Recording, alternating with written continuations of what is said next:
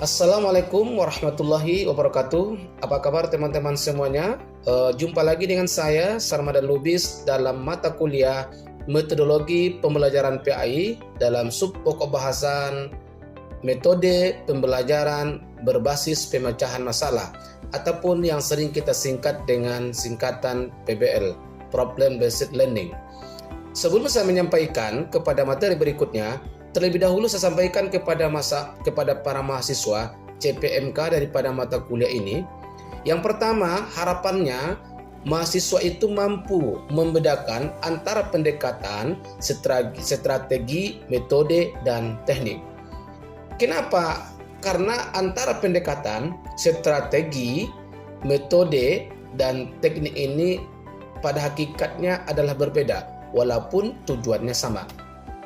Lalu, apa yang disebutkan dengan pendekatan? Pendekatan itu adalah merupakan salah satu sudut pandang, cara pandang guru itu terhadap proses pembelajaran di dalam kelas. Artinya, bahwasanya ketika seorang guru itu mengajar dalam kelas itu tidak boleh membeda-bedakan antara siswa si A dan siswa si B. Semua harus dipandang sama dan pendekatannya itu pun tidak boleh dilakukan secara berbeda.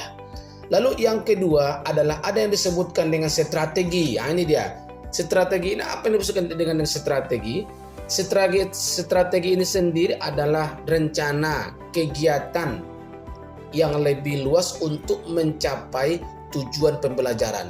Artinya, ketika guru itu berada di dalam kelas, dia harus punya jurus strategi di dalam menerapkan metode pembelajaran di dalam kelas.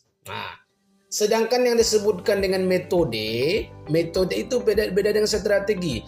Kalau metode itu adalah cara implementasinya, bagaimana cara menerapkan suatu model pembelajaran itu di dalam kelas. Sedangkan teknik itu sendiri adalah cara spesifik di dalam menjalankan suatu metode pembelajaran. Jadi itulah yang disebutkan antara perbedaan yang membedakan antara pendekatan, strategi, metode, dan teknik. Lalu yang kedua, mahasiswa mampu memahami pembelajaran, pendidik, dan pengajar. Yang ketiga, mahasiswa mampu menentukan metode pembelajaran yang tepat bagi peserta didik pada jenjang MI. Selanjutnya, apa itu PBL? Ini dia para mahasiswa. Apakah yang disebutkan dengan PBL itu sendiri?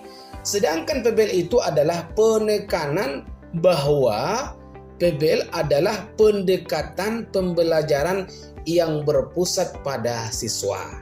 Artinya, ketika kita menerapkan model-model pembelajaran PBL ini di dalam kelas, maka salah satu sentralnya bukan hanya dosen, bukan hanya guru, bukan hanya tenaga pengajar, tetapi dia lebih berpusat kepada siswanya sendiri sebagai sentralnya.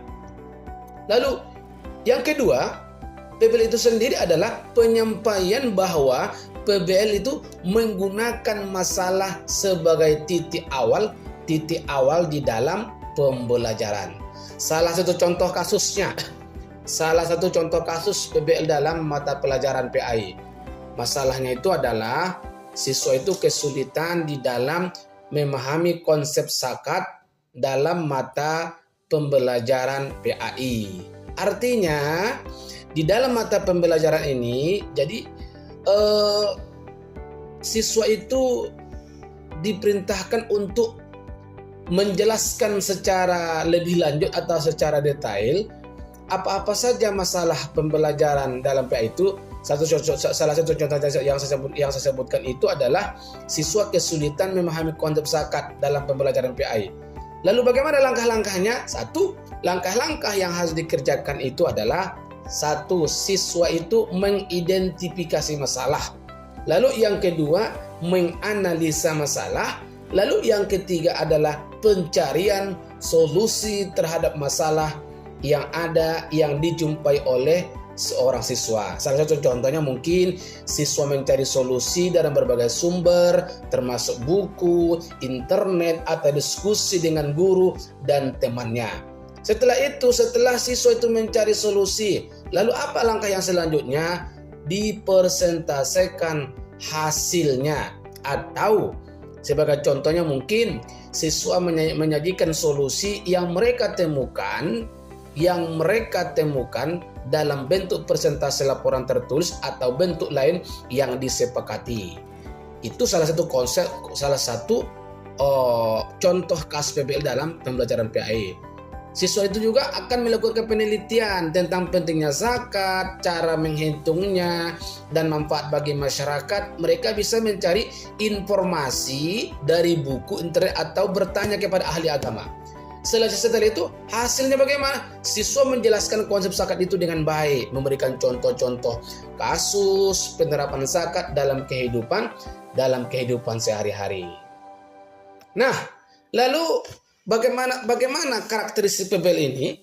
Sebenarnya PBL ini seperti yang saya sampaikan tadi di awal itu adalah melibatkan siswa dalam tim untuk memecahkan masalah nyata. Artinya ketika kita menerapkan PBL ini, model-model pembelajaran PBL ini dalam kelas, maka guru itu sangat dituntut untuk membuat suatu kelompok.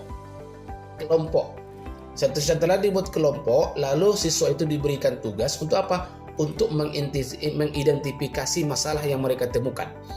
Setelah mereka mampu untuk memecahkan masalah ini, maka nanti hasilnya mereka akan mempresentasikannya di dalam kelas.